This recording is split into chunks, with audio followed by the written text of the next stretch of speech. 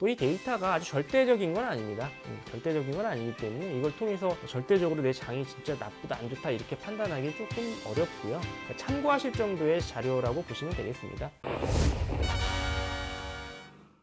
네, 안녕하세요. 약드래브의 칼로리입니다. 자, 여러분들 장내 미생물 검사 해보신 적 있나요? 최근에는 이제 장내 미생물, 장내 마이크로바이옴이 굉장히 건강에 중요하다 연구들이 되고 있다 보니까 이거는 장내 미생물을 분석하는 그런 키트들도 좀 나와 있습니다. 그래서 이런 여러 가지 분석 서비스들이 이제 한국에 나와 있는데요. 어떤 정보들을 좀 얻을 수 있는지 궁금해하시는 분들이 있을 것 같아서 자, 실제로 제가 그 중에 한 제품의 분석 서비스를 이용을 한번 해보고 여러분들께 좀 보여드리는 시간을 가져볼까 합니다.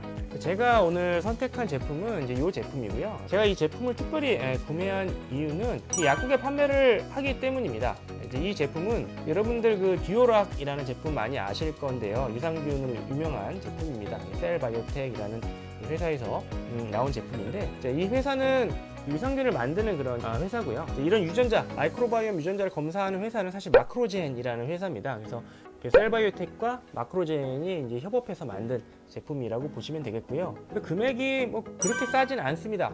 유전자 검사 분석 그 비용들이 많이 줄어들었죠. 예전에 비해서는 점점 더 줄어들고 있는 상황이고요. 그래서 이 제품을 지금 뭐 마이크로벤미라고 되어 있는 이 제품의 경우에는 인터넷에서 찾아보면 한 8, 9만 원 정도에 판매가 되고 있더라고요. 뭐 좀 비싸다면 비쌀 수 있죠.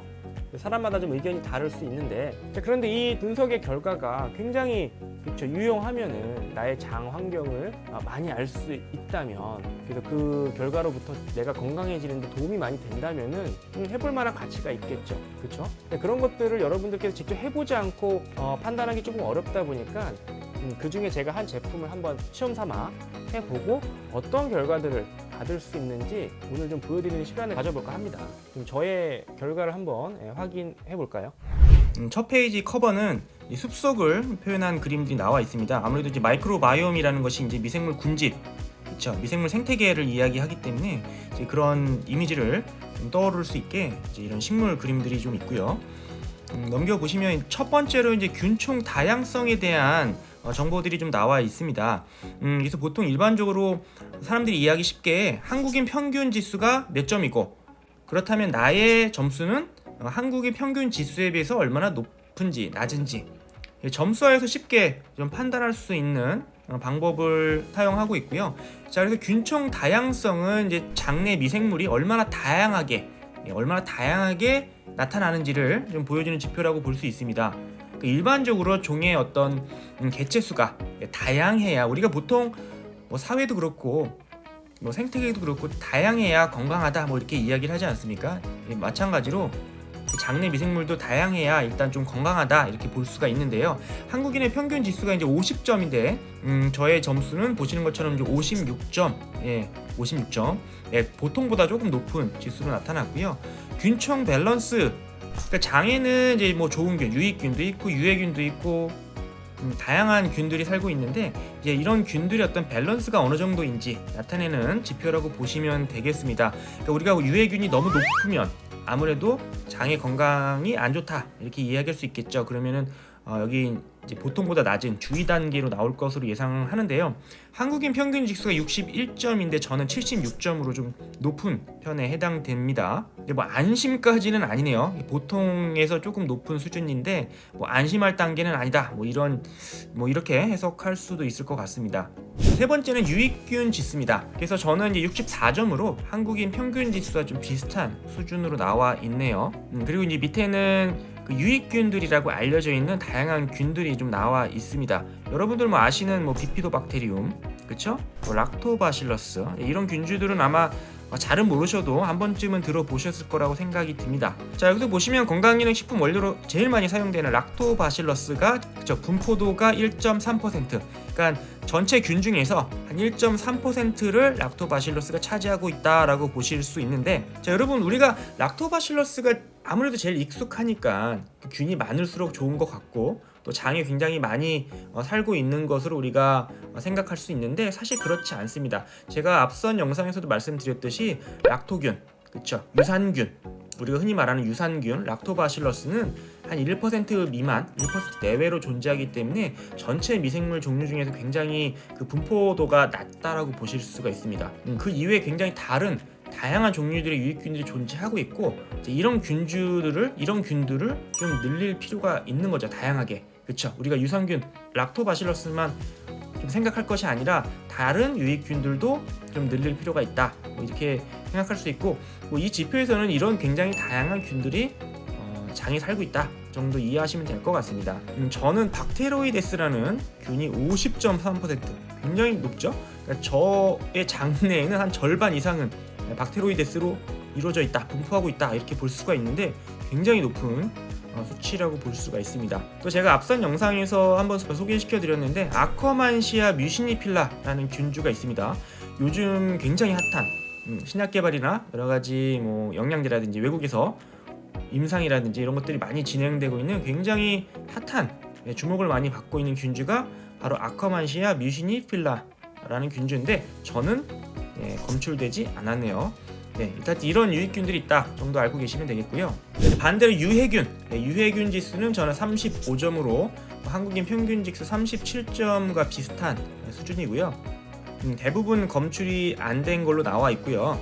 이런 균들이 많으면 여러 가지 비만, 당뇨, 대사 관련된 이런 질환들, 또 면역 관련된 질환들 별로 좋지 않다라고 이제 알려져 있는, 상관성이 좀 알려져 있는 균주들인데, 이런 균들이 얼마나 분포하고 있는지 나타내는 지표입니다.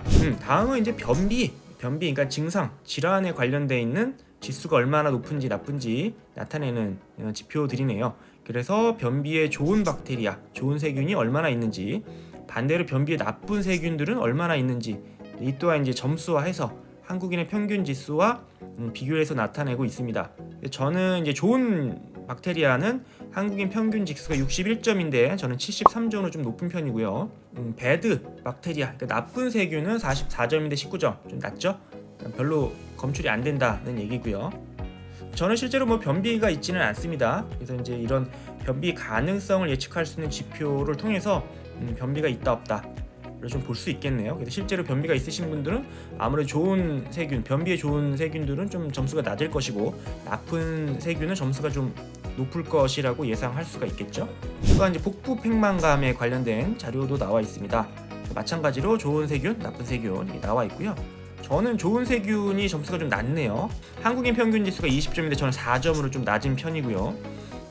나쁜 세균은 이제 중간 정도, 보통 수준인데요. 저는 간혹 좀 복부 팽만감이 좀 있습니다. 아무래도 식사를 좀 급하게 하는 경우들이 좀 있고, 복부 팽만감이 간혹 생기는데 아마 이런 지표가 그와 좀 관련돼 있지 않을까 예상할 수가 있겠네요.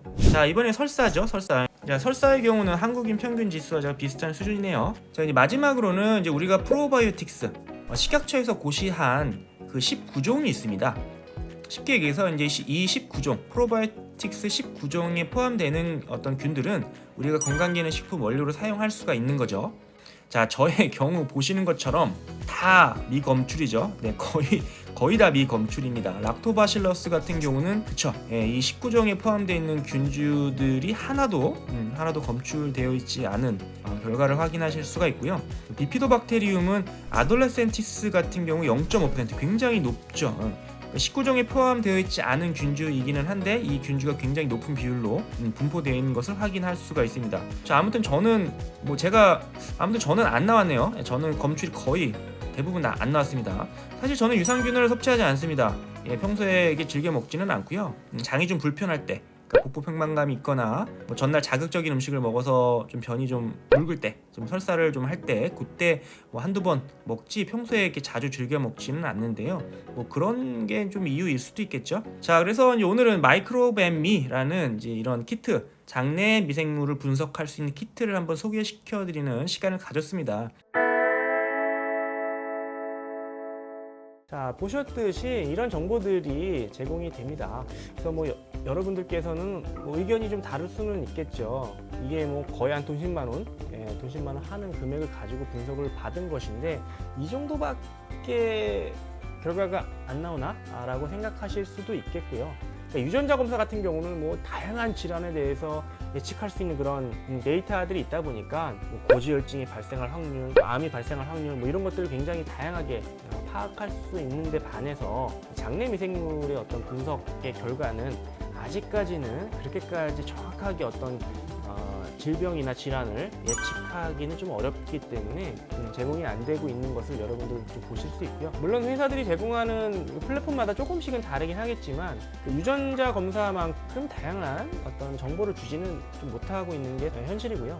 주로 뭐 변비나 뭐 설사나 이런 장과 관련되어 있는 여러 가지 질환들을 좀 예측하는데 사용하고 있는 지표들을, 미생물학적인 지표들을 좀 쉽게, 보기 쉽게 일반인들도 봤을 때 이거구나 저거구나 아주 쉽게 판단할 수 있게 제공을 하고 있는 것을 우리가 확인할 수 있고요.